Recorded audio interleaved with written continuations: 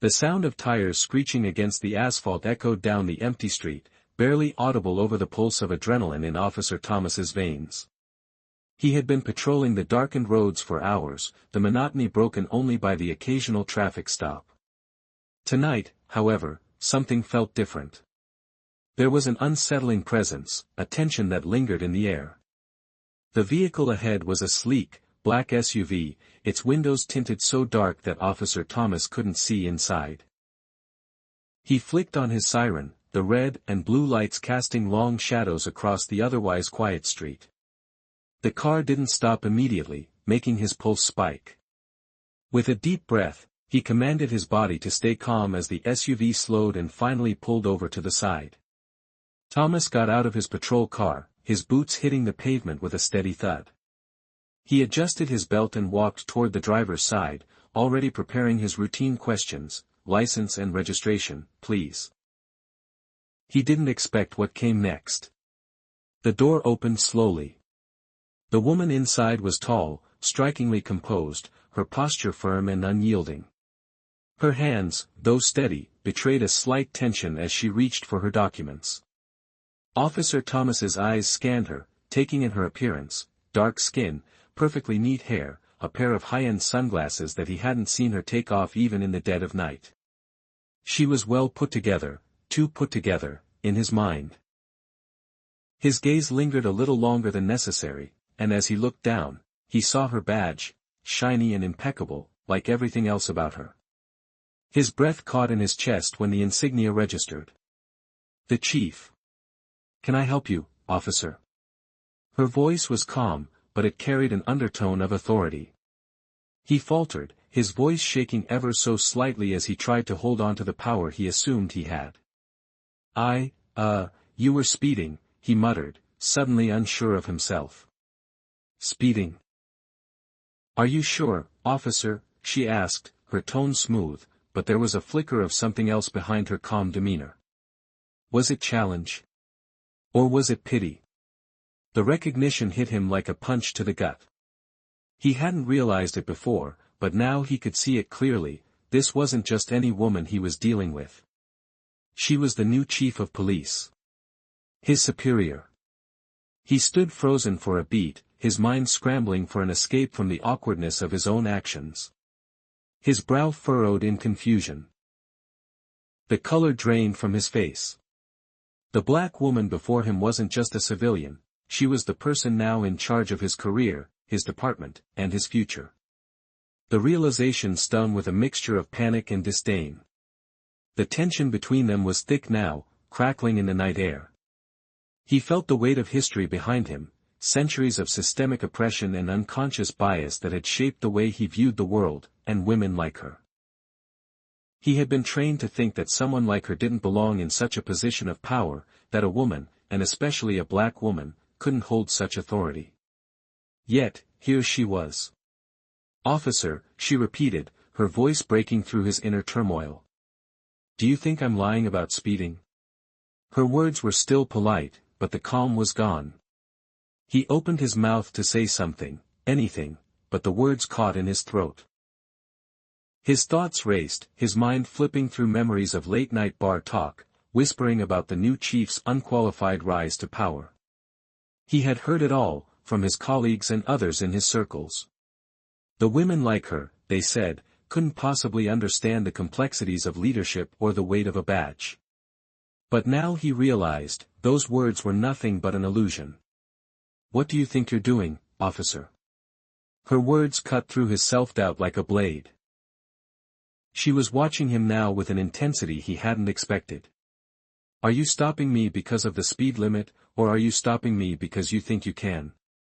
The sharpness in her tone brought him back to reality, and for the first time that night, he felt the cold sting of shame. He opened his mouth to apologize but was interrupted by the sudden rush of police vehicles pulling up behind him. His backup had arrived. The woman, unshaken, placed her hands on the steering wheel and waited.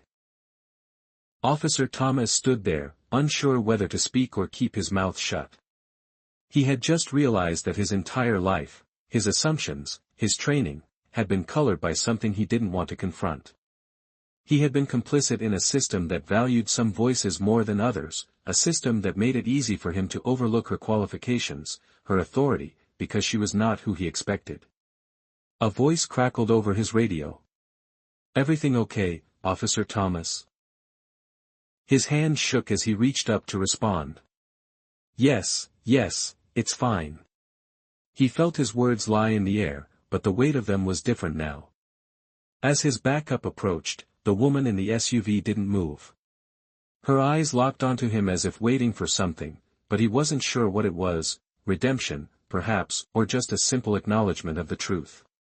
For the first time, he saw the officer not as a symbol of power but as a person, an equal. And with that realization, something inside him cracked.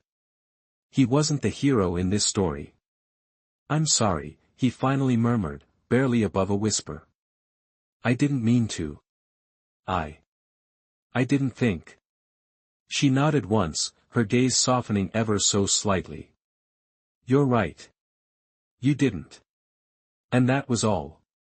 No grand confrontation. No final words of wisdom or bitter accusations.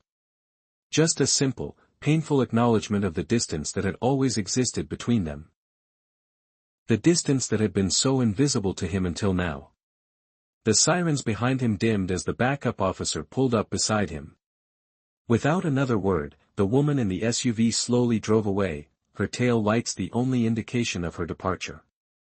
As Officer Thomas stood in the dimming light, he realized that this moment would stay with him forever. He would never look at the badge the same way again, never look at those around him the same way again. And most importantly, he knew, this was only the beginning of a much-needed change that had been a long time coming. In the silence that followed, Thomas couldn't help but wonder how many others like him had been so blind for so long. The world had a way of showing you things when you least expected it, and he had just seen the truth he'd been denying all his life. As the SUV's tail lights faded into the night, Officer Thomas stood there for a moment, paralyzed by the weight of his actions. His hand still hovered above his radio, the apology he had never finished hanging in the air. He could feel the sharp sting of embarrassment, the rawness of realizing how deeply his biases had shaped his interactions with the world.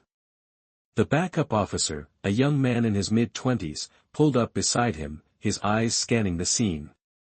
He had been trained to keep his composure, but there was something in his look that made Thomas shift uncomfortably. "Everything good, sir?" the officer asked, his voice tentative. Thomas took a long breath, trying to ground himself, but the words that followed felt like an admission of failure. I stopped the wrong person," he muttered. He cleared his throat and tried again.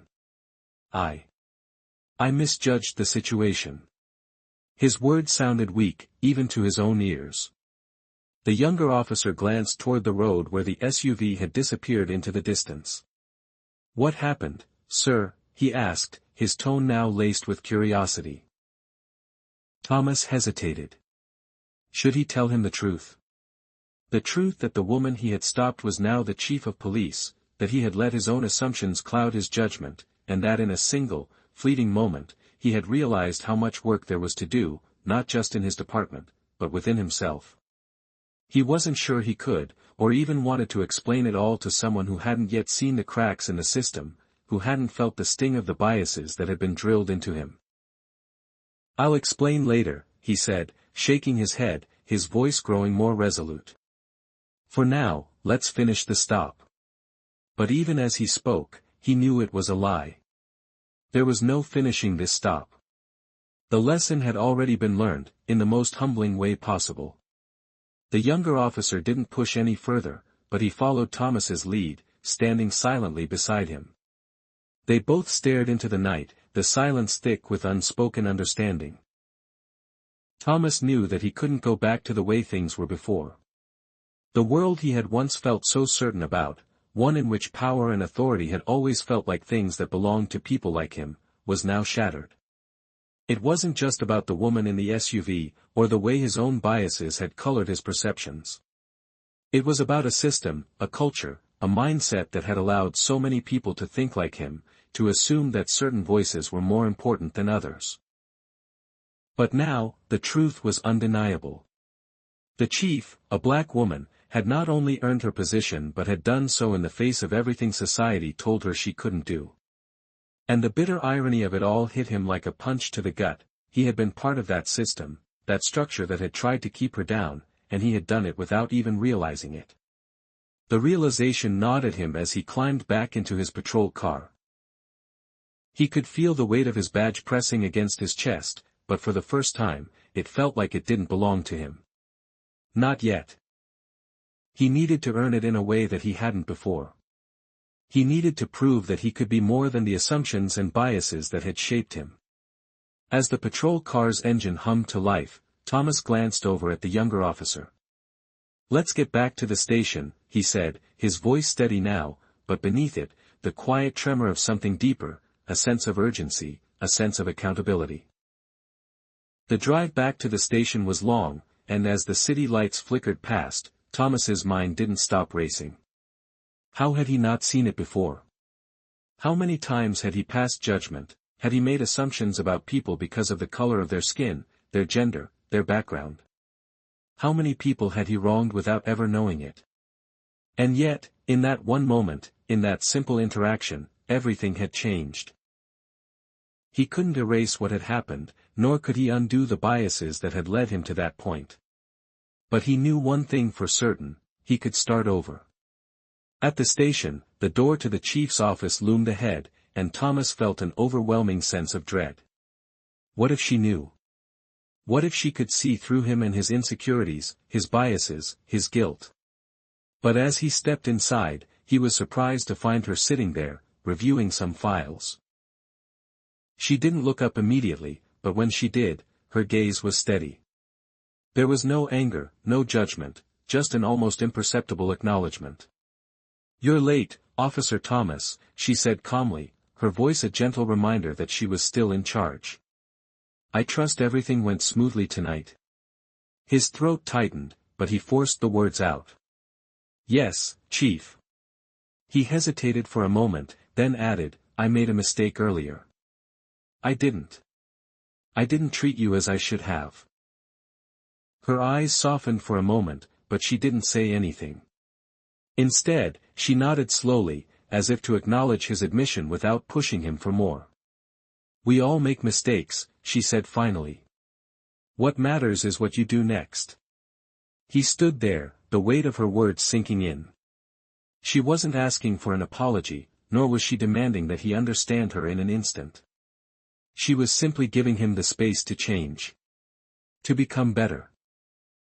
And as he stood in that room, with the weight of history and the future pressing down on him, he made a vow to himself, not just to be a better officer, but to be a better person. It would be a long road ahead, one filled with uncomfortable truths and difficult conversations, but for the first time, he was ready to face it. As he left her office, the night didn't feel as heavy anymore. There was hope in the air, a sense of possibility. And for the first time in a long while, Officer Thomas felt like he could breathe. As Officer Thomas made his way out of the chief's office, the door clicked shut behind him, leaving him in the quiet, dimly lit hallway. His thoughts were still swirling, trying to make sense of everything that had unfolded. The weight of his own biases, the sting of his earlier actions, and the strange sense of clarity he now felt, it was overwhelming. The rest of the night passed in a blur. He completed his rounds, but his mind was far from the task at hand. Every stop, every interaction, felt different now. He found himself questioning his previous assumptions, his knee-jerk reactions, the way he had been conditioned to see certain people as threats or less deserving of respect. It was a strange feeling, like looking at the world through a new lens. And the more he thought about it, the more he realized how much he had taken for granted. The system he had been a part of, the culture that had shaped him, it wasn't just broken. It was built on something much deeper, something that went beyond his training, beyond the badge on his chest. It was rooted in history, in generations of prejudice and inequality that couldn't be undone overnight. But for the first time, he was willing to try. As dawn began to break, casting a soft light over the city, Thomas found himself driving back to the precinct. He hadn't expected any grand revelations in the quiet hours of the morning, but the silence in the car felt different. It wasn't the usual emptiness that had plagued him after a long shift. No, this time, it was a space for reflection, a chance to process everything he had learned. When he arrived at the precinct, the bustling noise of his colleagues greeted him, but he felt strangely detached. They were all still going through the motions, cracking jokes, talking shop, just another day in the life of a cop. But Thomas wasn't the same. He couldn't just slip back into his old routine. Instead of heading straight for his desk, he found himself walking toward the break room, where a few officers were gathered, casually sipping coffee and chatting. He took a deep breath before stepping inside, the weight of his decisions still fresh on his shoulders. One of the officers, a veteran named Daniels, noticed him first. "Hey, Thomas, you okay?" he asked, his voice laced with curiosity. "You've been acting strange since last night. Everything all right with the chief?" Thomas didn't know where to begin. He wasn't sure if he could explain it yet, not in a way that would make sense to them. But there was something in Daniel's eyes that made him want to try. Maybe it was because Daniels had been around long enough to see the flaws in the system too. Maybe it was because he was tired of pretending like everything was fine. "She's different," Thomas said quietly, more to himself than to Daniels. "She's not what I thought." Daniels raised an eyebrow, clearly intrigued but not pushing further. "What do you mean?" "I thought she wouldn't belong here," Thomas admitted, the words spilling out before he could stop them. I thought she'd be just another political appointment, someone who didn't earn her place. But she has."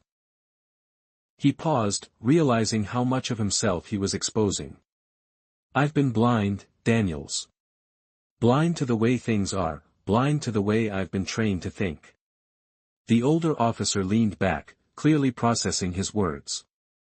"It's not easy, is it?" he said after a moment. "Realizing that the world isn't the way we thought it was. That everything we've been taught, everything we've been told, was just a half-truth." Thomas nodded, his throat tight. "I don't know what to do with this. I don't know how to fix it." Daniels gave him a steady look, his eyes filled with the weight of experience. "You start by being honest with yourself. You start by recognizing the problem, then you work on changing it. It's not about fixing it all at once. It's about the small steps, the moments where you choose to do better, to be better." It wasn't the answer Thomas had been looking for, but in some strange way, it was exactly what he needed to hear. Small steps. That was all anyone could ask for. As the days went by, Thomas found himself more attuned to the small, subtle moments where his biases tried to creep back in. He began questioning his thoughts before he acted on them, examining his reactions with a newfound awareness. He started to listen more, to really hear the people he interacted with, especially those who had always been on the other side of his assumptions. At the precinct, things had begun to change, too. The more Thomas worked with the chief, the more he saw how capable she was, not just in her role, but in her ability to navigate the complicated, often treacherous waters of the department. She wasn't just an outsider who had found a way to the top, she was someone who had earned her place through hard work, determination, and an unshakable belief in the power of justice. But as much as he admired her, Thomas knew the journey ahead was going to be long. Changing a culture that had been entrenched for decades wouldn't happen overnight. But he had made his choice. He had taken the first step. One afternoon, a few weeks later, Thomas found himself standing in the hallway outside the chief's office again, his hand resting on the doorknob. He had been grappling with the idea of speaking with her about what he had been learning, about the changes he was trying to make. It wasn't going to be easy. It wasn't going to be perfect. But it was a start. Before he could knock, the door swung open, and there she was, calm, composed, as always. "Officer Thomas," she said, offering him a small smile. "I was just about to call you in. There's something we need to discuss." He nodded, his heart racing slightly. "I'm ready, Chief." As he stepped inside, he couldn't help but feel a sense of quiet anticipation. Whatever came next, he knew it would be another opportunity for growth, another step in the direction of change. And for the first time, he wasn't afraid of what that change might bring. As Officer Thomas stepped into the chief's office, the door closed softly behind him, and the air seemed to shift. The space felt different now. He wasn't the same person who had walked in weeks ago. He had grown, slowly, sometimes painfully, but he had grown. The chief was seated at her desk, reviewing some files, but when she looked up, her eyes locked with his. There was a quiet strength in her gaze, as if she could see through the walls he had once built around himself. Without saying a word, she motioned for him to sit. Thomas hesitated for a moment before taking a seat across from her. He felt the familiar nervousness stirring inside him, but this time, it was different. It wasn't fear. It was the kind of nervousness that comes with being honest with oneself and others. "You've been quieter lately, Officer Thomas," she said, her voice calm but probing. "More introspective. What's been going on?" He took a deep breath, gathering his thoughts. This wasn't just a conversation about work. It was about everything he had been learning, everything that had shifted in his understanding of himself, of the people he served, and of the system he had been a part of. "I've been thinking a lot," he began slowly, his voice steadying. "About how I used to see things. How I used to think. I've made mistakes. A lot of them. But I'm trying to learn, to change." He paused, feeling the weight of the words. "I've realized how much I've been blind to. How much I've let my biases guide me without even knowing it." The chief listened, her expression neutral, but her eyes were soft, almost as if she understood exactly where he was coming from. After a moment of silence, she spoke. "Admitting that you've been wrong is the first step. It's never easy. But the real work comes after that, when you choose to act differently, when you start making the changes that will have a lasting impact." Thomas nodded, feeling the truth of her words sink in. "I've been trying. It's not easy, Chief. There are moments when I feel like I'm slipping back into old habits. But I'm working on it. I want to be better. I want to be the kind of officer who earns his place, not just because of a badge, but because I truly deserve it." She smiled then, a small, knowing smile. "It's a long road, Thomas. But you're on the right path." The silence between them wasn't uncomfortable. It felt like an understanding had been reached, a shared recognition of the struggles that lay ahead. After a beat, the chief shifted the conversation. "I've been watching your work lately. I see the changes you're trying to make, the way you've been interacting with your fellow officers. Keep pushing. There's always room for improvement, but I see the growth." Thomas felt a weight lift from his chest. It wasn't praise that he was seeking, it was validation. The knowledge that his efforts hadn't gone unnoticed, that someone, especially someone in her position, recognized the difficult journey he was on, meant more than he could say. "I won't let you down, Chief," he said, his voice filled with quiet conviction. She nodded, her eyes steady on his. "I don't think you will." The conversation shifted again, this time to more practical matters, plans for the department, upcoming community outreach initiatives, and the ongoing efforts to rebuild the public trust. But as they discussed these topics, Thomas couldn't shake the feeling that something significant had just happened between them. There was no grand gesture, no dramatic moment of redemption. But in that quiet office, in that simple exchange of words, he realized that real change wasn't about a single moment of revelation. It was about consistent, daily effort. It was about doing the work, even when it was hard, even when the world didn't seem ready for it. As the meeting came to a close, the chief stood up, offering him a handshake. "Keep it up, Officer Thomas. You're making a difference." He shook her hand firmly, feeling the weight of her words settle in his chest. This wasn't just a job anymore. It wasn't just about enforcing the law. It was about being a better person, a better officer, a better human. As he walked out of her office, the weight of the badge on his chest felt different. It felt like a responsibility, not just to uphold the law, but to uphold the values of fairness, respect, and integrity. And for the first time, Thomas felt that he truly understood what it meant to wear it. Outside, the sun had risen, casting a warm light over the precinct. The city was waking up, and with it, a new chapter in Thomas's life. He knew there was still a long way to go, but today, in this moment, he had taken another step. And that was enough.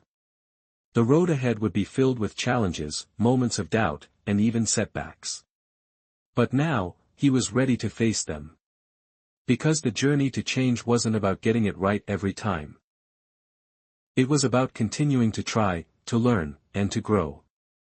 And with that, Officer Thomas stepped out into the day, ready to meet whatever came next.